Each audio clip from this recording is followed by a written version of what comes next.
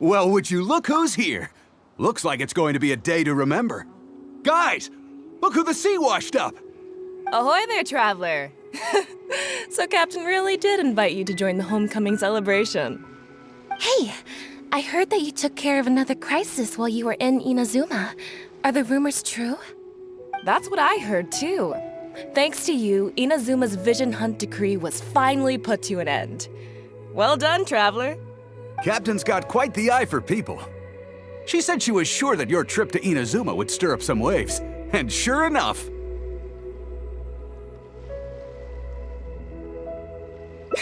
Look at you, being so modest. We all know what you did to protect Liyue Harbor. I've heard that they tell stories about you in Mondstadt, too. The honorary knight. Pretty impressive. I'd say someone of your caliber would be right at home in the cracks. Right, sailors? That's right. Wow, I'm getting excited just thinking of being the Traveler's crewmate. Hey, what do you say we arm wrestle? I was worried you'd be too busy to show up. Oh, Captain on deck! Captain, we were just trying to talk the Traveler into joining the crew. Yeah, come on, Captain Beidou. Surely you've got a way to get the Traveler on board. Well, she's on board right now for the celebration, isn't she? Yeah, but just one celebration together is not enough. You know what we mean, Captain. All right, I get it now. There is something special about you, Traveler. You earned everyone's respect, myself included. So it goes without saying that the Crux would be honored to have a crew member such as yourself. No doubt about that. But then again, a hero like yourself doesn't just set off on a journey without some bigger purpose in mind. So should a hero really drop what they're doing just to spend day after day drifting at sea with us? Well, if that were the case, then the Crux, known for always moving forward to the next horizon, would instead be holding someone back. Right. I guess we didn't think that part through. Remember, rather than seeking out strong members to join us, you should be focusing on making yourselves the strongest that you can be. If we are powerful, they will come to us. Isn't that why everyone here chose to come aboard in the first place? Yes. A strong sailor is always looking for a sturdy ship. I guess I almost forgot the first lesson you ever taught me. Thanks for the reminder, Captain. Just be sure you all keep that in mind. Now, there's no more need to hound the Traveler, as you were. The Traveler and I have something to discuss. I'm glad you came. Welcome back aboard. Do I? Oh, to be honest, I don't care for that kind of reputation. I don't want people to see me like some big shot official from Yujing Terrace. But I'll take it as a compliment. I'm glad you see me as well respected. I can't go getting too caught up in my own reputation, though. That's certainly not how the Crux made it to where we are today. As the head of the fleet, my task is to keep us on the right course, no matter how turbulent the seas may become. But then again, the crew isn't usually this riled up. It's not that they're arrogant, they're just bubbling with ambition, that's all. Their excitement today comes from their great respect for you, both your strength and your character. So please, don't take it the wrong way.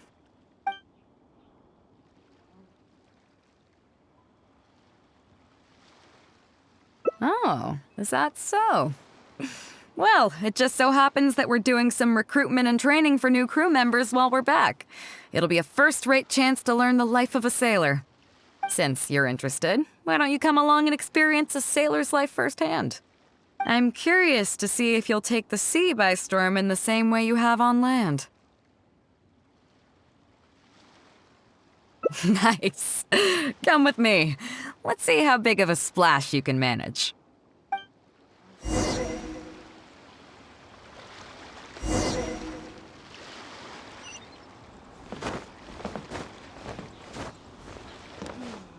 Chief Mate Juza's breaking in the newcomers, but I think we can spare you the tedium of that.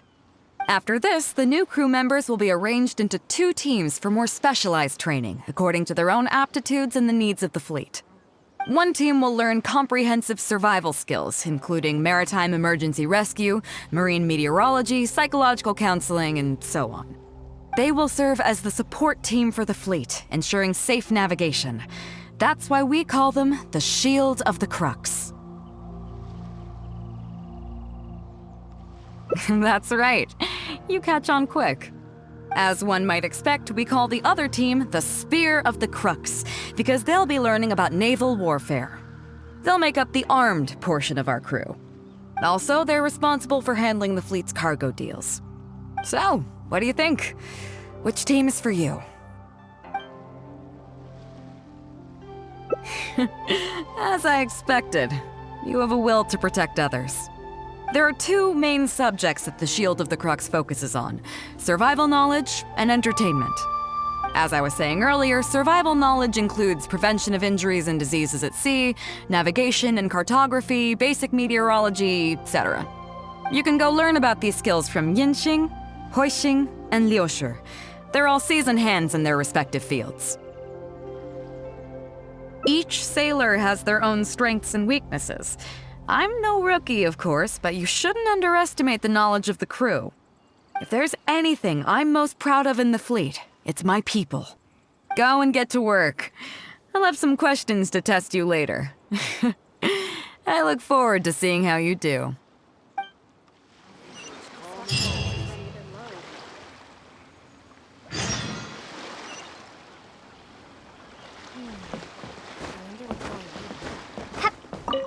Hello, traveler. I'm Yinxing, the Crux's surgeon at sea. Whenever a sailor has a health problem, they come to me.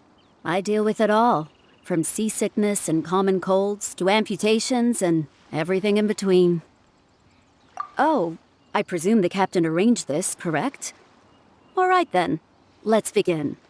First of all, let me ask you this. What do you think is the biggest danger that all new crew members face? That can certainly be a problem at sea, but it's not the biggest danger. The most dangerous thing for a newcomer is to underestimate the dangers of life at sea. Oh, I have seen many new crew members who see themselves as young and fighting fit and have no regard for safety. They think that since they are tough enough to look after themselves on land, they'll be fine at sea as well. Those are the ones that always end up in the sick bay. Everyone should know that being a sailor, especially on a long voyage, is a brutal job in an unforgiving environment. We have to face malnutrition when we're short on supplies, all kinds of injuries and diseases that the harsh ocean weather can bring, and even the psychological problems that can arise due to isolation and the lack of entertainment. To make things worse, the lack of medication and treatment options at sea can result in even minor health problems becoming serious, or even fatal. Oh, you probably thought I was joking, right? Well, that's not surprising. Most newcomers think the same way. But hopefully you now realize that with a little extra precaution, a lot of these things can be avoided. Well, I think that's enough for you to think over for now. Is there anything else you would like to know? Captain Beidou? Well, out of everyone I've met, she probably values people's lives and safety the most. Although I'm just a doctor, Beidou has given me the full authority to send any newcomers who I don't see as fit for service off the ship, until they are ready to come back with the right attitude. Every time we're stocking up before a voyage, medicine takes top priority. I'm even allowed to choose the suppliers, regardless of the price. We have adequate budget for medical expenses. Do you know what Morgrubber, our bookkeeper, calls this? A significant financial risk. But Beidou knows the importance of having a healthy crew. That's why she has authorized me regardless. She places her full trust in me and believes that I can solve these problems. Of course, I have proven her right. So, to answer your question, that's how she thinks. Is there anything else you would like to know? Are you concerned about them? No wonder Captain Beidou thinks you're different. There must be more to you than just your strength. If you can convince Morgrubber to show you the books, you'll see there is a regular fixed cost, titled Convalescence Payments and Incapacity Support for Injured Crew Members. Regardless of the fleet's income, those who have fought alongside us will certainly receive their compensation every year. Some of those that have returned to land have started small businesses, while others have chosen to go out traveling the world.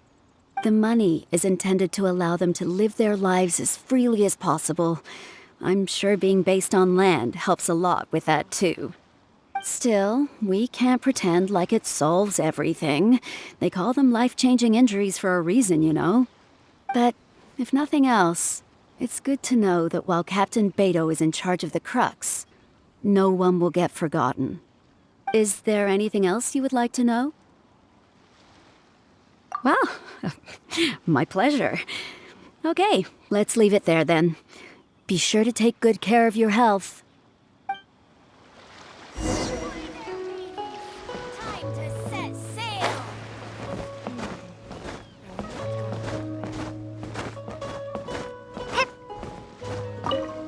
Sorry about earlier, Traveler. We were so caught up on getting you to join the fleet that we didn't notice we were going a little overboard. Good thing the captain stepped in. Oh! Well, in that case, you have come to the right person. I'm not just blowing smoke. You're looking at the most talented navigator in Liyue Harbor. I'll start by introducing some chart reading essentials for new sailors. Feel free to interrupt if you have any questions. Let's start with what to look for when you get a set of complicated charts. First, you should always look at any indicated shorelines, islands or reefs, water depths, hydrological conditions, and other hazards. With these features in mind, you can answer the basic question of, can I chart a safe course through this area? Visually, nautical charts are a little unique. Unlike land maps, most charts do not have a fixed scale, which means that it can be hard to precisely determine the exact distance between 2 points. The most advanced nautical charts come with a supplementary chart, which has different colored lines marked on it to indicate distances. It's worth mentioning that under my direction, the Crux is using these advanced kinds of charts. Some cartographers mark out other points of interest on their charts, usually with their own special symbols. If they don't leave any accompanying notes, they can be very difficult to interpret. Not only those, we have tattered and torn charts that we've picked up from all over the place. To be honest, it can be quite a challenge, even for me. Some of these charts are really old and have symbols that I've never seen before. But if we don't decipher them, we will certainly miss many secrets of the sea. Fortunately, we have the captain with us. She managed to find some ancient books on semiotics that I can use to study the charts further. I don't think anyone other than our captain can manage to get these kinds of resources. Old charts and ancient books on semiotics are not the kinds of things that are sold in your average marketplace. Oops, I've gotten off topic. Well, that just about covers the basics of chart reading. Is there anything else you would like to know, Traveler? Drafting charts? That's certainly a more advanced topic. To be honest, I've only attained a smattering of knowledge in that area. The charts we are using now are just revised versions of the ones left by the previous navigator. So my mapping experiences have been primarily limited to updating our charts to reflect changes in the sea. I think you can ask Captain Beidou more about cartography. One time, the fleet sailed into an uncharted area by mistake. It wasn't long before we turned the fleet around and returned the way we came out for fear of potential hazards. But Captain Beidou still managed to draft a simple chart of the area we sailed through for if and when we explore the area again. Incredible, isn't it? I was amazed to see that the captain could even do cartography.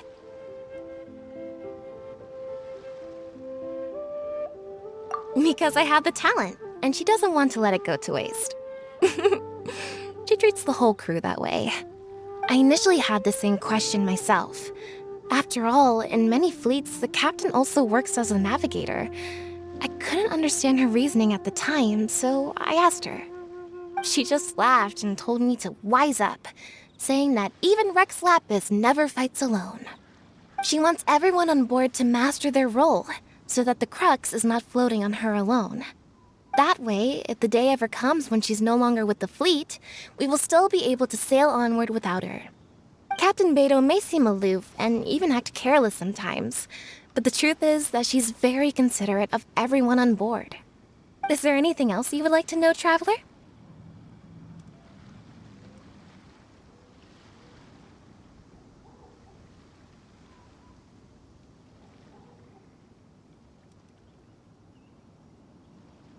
My pleasure. A friend of Captain Beidou is a friend of mine.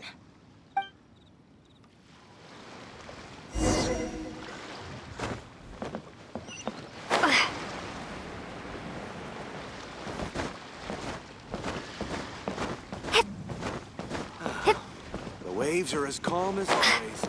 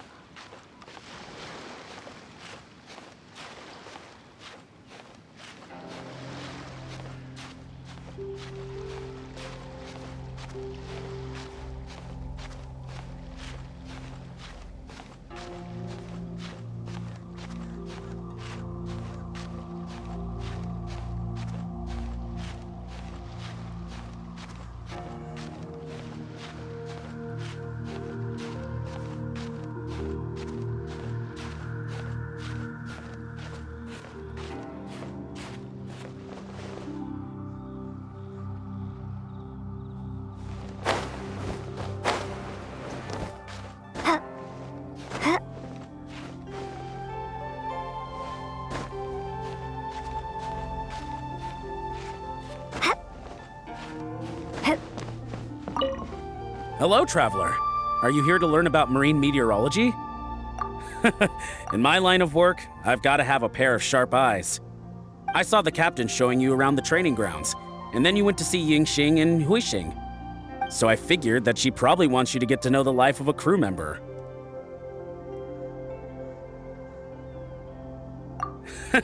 Okay, let's get started. First, I'll introduce you to the basics of meteorology. Marine meteorology basically means keeping tabs on the weather as well as other ocean phenomena, so things like sea fog, storm surges, waterspouts, and so on. These are all potential threats to safe navigation. Luckily, whatever weather might be coming up, there's always some kind of sign that gives it away in advance. Take waterspouts, for example. They're caused by high-speed rotating winds on the surface of the ocean. They can engulf large ships and do immense damage. But if you know that waterspouts can only form in an environment with high temperature, high humidity, and large clouds, then you can be well prepared. You will be even more alert if you also know that the presence of winds blowing in opposite directions, with a significant difference in speed, is a direct precursor to the formation of waterspouts. And most importantly, if you spot a small white vortex emerging from the clouds, you should immediately notify the crew to steer clear of what's ahead. So there you go. Those are the warning signs of waterspouts. I am proud to say that over the years, I haven't let a single one sneak up on my watch. I've got to confess, I learned almost everything I know from the captain. All the stuff about meteorology that I just told you about, she's the real expert. Do you know the small fishing village next to Wangshu Inn?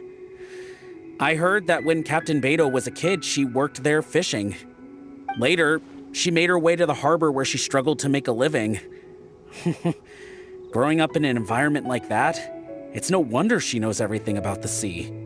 When I first came on board, I lived every day wallowing in doubt, wondering if my former career as a sailor was all just a waste. But as I gradually learned some new things and became more experienced, I finally realized what makes the Crux so great. After all, not every fleet has the uncrowned Lord of the Ocean as their leader. I feel lucky just to have joined. Find me anytime if you want to know more.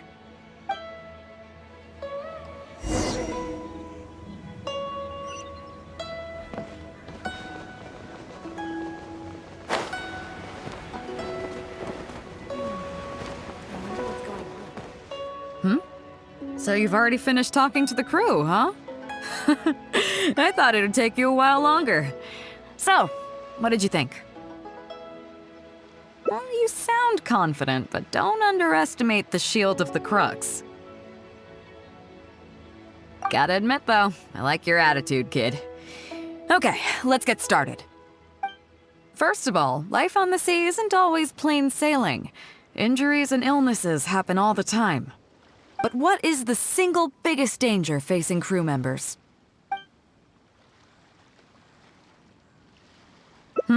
Is that your final answer? All right, on to the second question. As you've just learned, the fleet plots its route using nautical charts. The charts used by the Crux have additional charts attached. The supplementary chart has lots of lines in various colors for added reference. What is the purpose of these lines?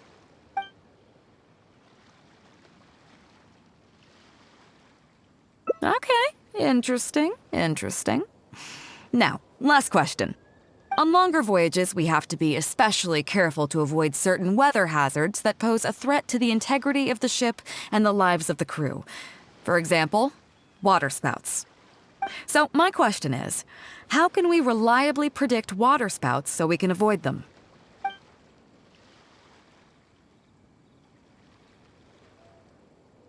Okay, those are all my questions. Do you want to know how you did? I gotta say, each time I think I've wrapped my head around how great you are, you surprise me with something new. You got them all correct. They weren't the most difficult questions, but they weren't ones you could bluff your way through either. You've clearly been paying attention to my crew. Okay then, now it's time to apply that endless talent of yours to learning some new recreational activities. You need to realize that being out at sea might be fun for the first few days while everything's new, but before too long, looking at the same old sea every day and being so isolated from everything can really cause people to struggle mentally. That is why regular recreational activities are an absolute necessity. We offer a lot of fun courses for our newcomer training, including fishing, photography, chess. Oh, and thanks to Kazuha, these days we also offer poetry and music appreciation, as well as communal wind listening. Each newcomer has to participate in at least one, so that they've got some way of keeping themselves occupied at sea further down the line. Of course, if you'd prefer wrestling sea monsters with your bare hands, that can be arranged. Well, for today, at least, let's stick to the training schedule drawn up by Juza. If I remember correctly, it should be photography today. Come on, I'll show you.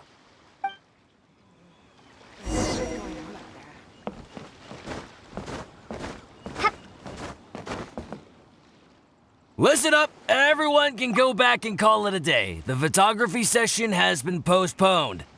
What's going on here, Juza? Oh, Captain, there you are.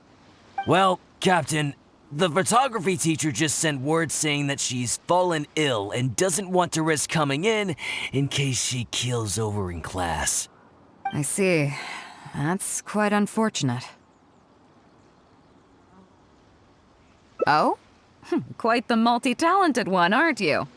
In that case, why don't you help us out and lead the class today?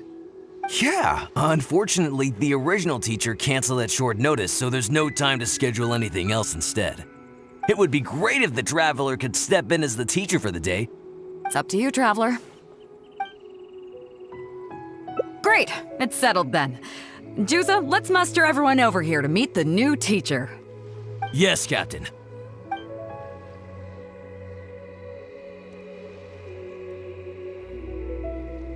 Okay, that's 1, 2, 3. That should be everyone. Take it away, Traveler. Oh yeah? What's that? Fair enough. It seems like you already have someone in mind. So, who will it be? Me? well, we could do that, or... Guyonstone Forest looks extraordinary today. It'd be a pity to not capture the scenery for posterity. So how about we snap Guyonstone Forest for today's class? Then there'd be no need for a model. Come on, Captain. We talked about this. The photography class is supposed to be portrait photography. Have you forgotten? Scenery looks nice at first, but it gets boring after a while. I bet it'd keep the crew more entertained if we got them learning portrait photography so they could record moments in each other's daily lives. Those were your exact words, Captain. Were they now? Strange. I don't seem to remember anything about that. Well, then in that case, how about Huixing? I bet she's perfect for the camera. Or Fuzhong. Or Mora Grubber. Even little Yue. Seriously, Captain? Little Yue? You're just trying to wriggle your way out of this. This isn't like you. You are the captain, after all. Of all of us, you're the best suited to being a model. I agree. You were the one who invited the traveler to be the teacher, so you should cooperate, Captain. Besides, Captain, you've never had your photo taken. It's high time you got one. You know, a heroic and striking kind of picture. We can even use it to promote the fleet during recruitment. Real funny, guys. Well, if you say so. I'm not one to spoil the fun. So, what do I do now, Traveler?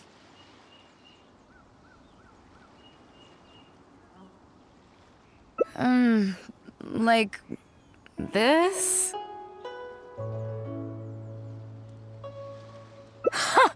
You're kidding, right? I've never had my photo taken before, but something this simple shouldn't be a challenge for me. It must be the lighting or something. You've got it wrong. I never said that. You mean go somewhere else, then bring the final photo back as teaching material? Sounds good to me. That's a good idea, isn't it, guys? The lighting may still be a problem, but I'm open to persuasion. If you have a suitable place in mind, I can consider it. Just to be clear, I won't necessarily agree. It depends on the place you have in mind.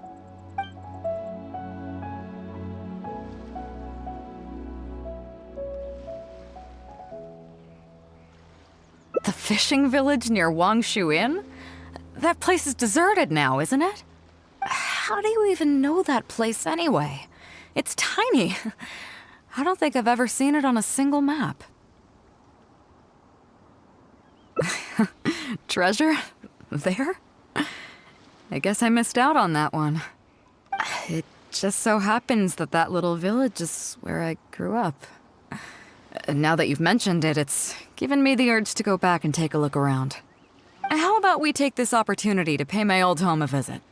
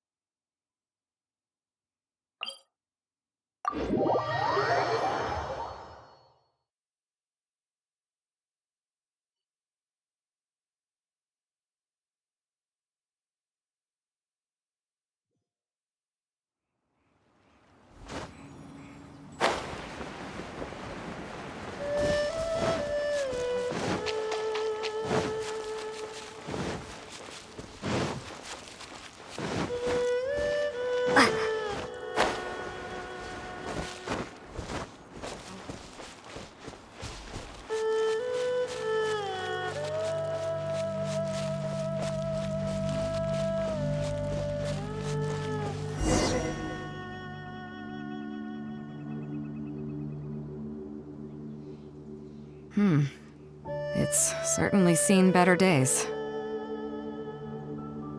It was never that impressive, but at least back in the day, it was a lively village and home to several families.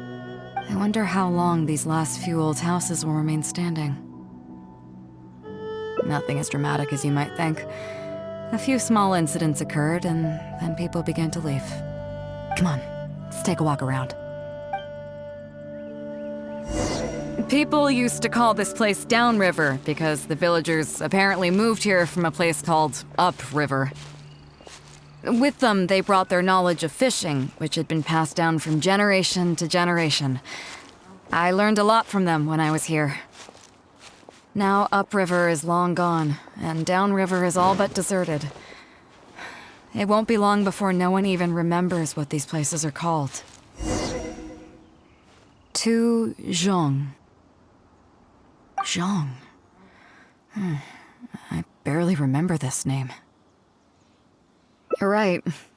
I was only about 5 or 6 years old when I first arrived here. I was homeless and had to wander around the streets. I remember finally managing to find half a rice bun, but then a stray dog jumped out and snatched it away from me. Half a rice bun was not something I was willing to give up so easily at the time, so I chased it all the way to this neighborhood. Then a few fishermen saw us running and stopped me. They were kind enough to give me some food. Seeing me stop, the dog also stopped running. But straight away it keeled over and never got up again. Maybe it was too tired, or maybe it had starved to death. I went over and saw that the dog still had the half rice bun in its mouth.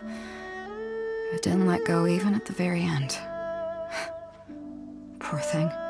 Had I known the dog was so weak, I would have let it take that half rice bun.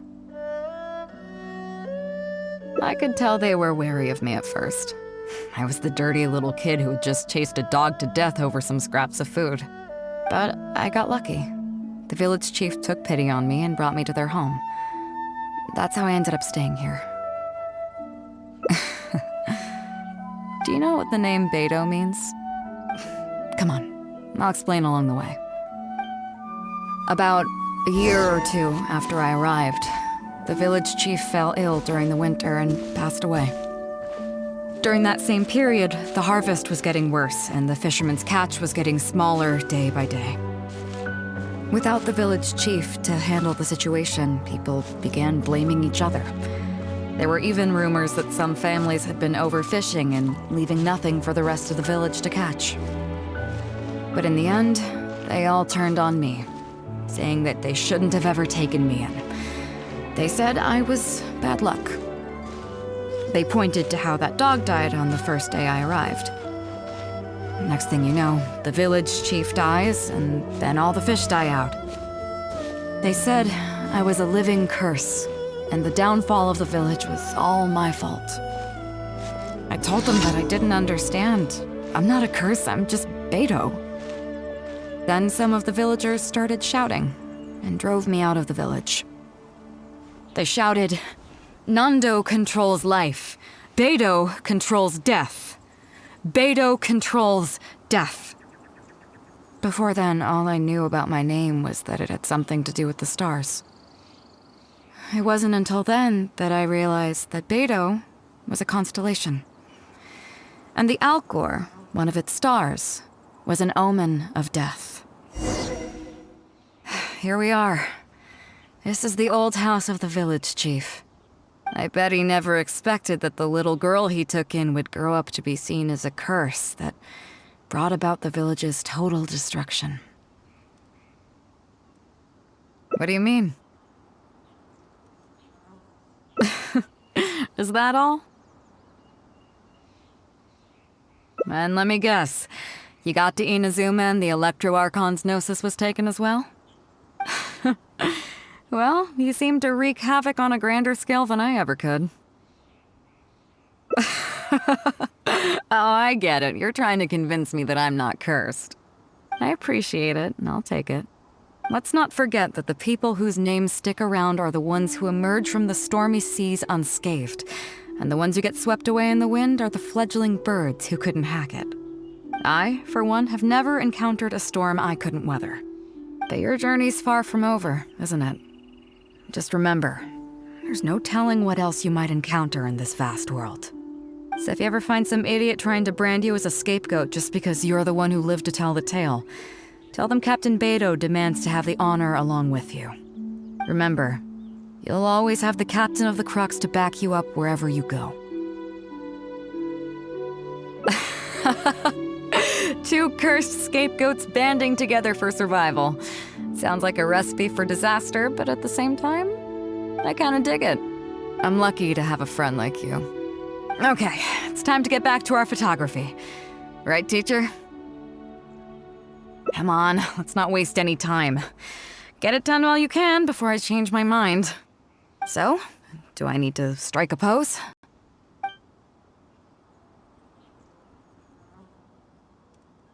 All right. How about this?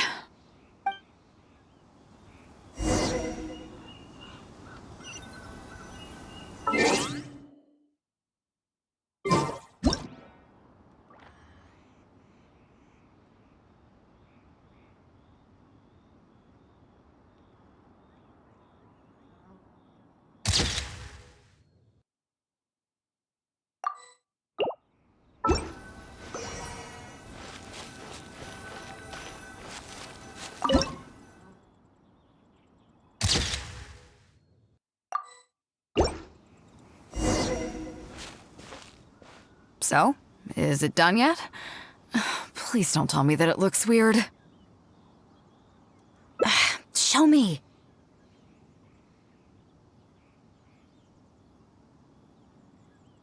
Yeah, sure, whatever. Now give it here.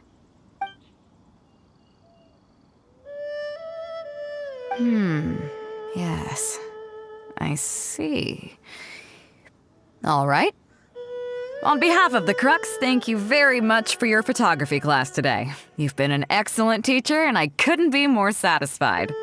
Now, as captain of the Crux, I am exercising my official right to requisition this photograph for future promotion and recruitment purposes.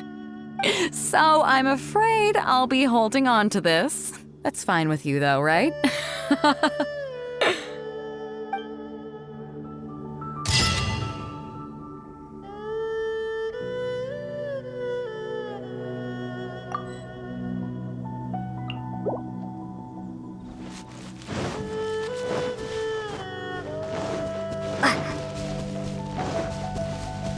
Are you here to play? Yeah!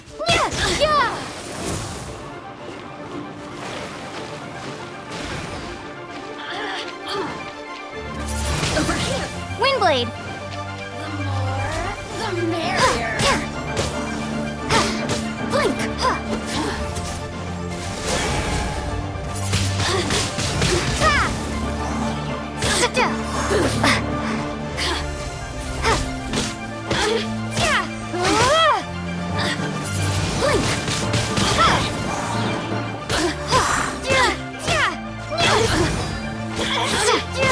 Look at me. Just once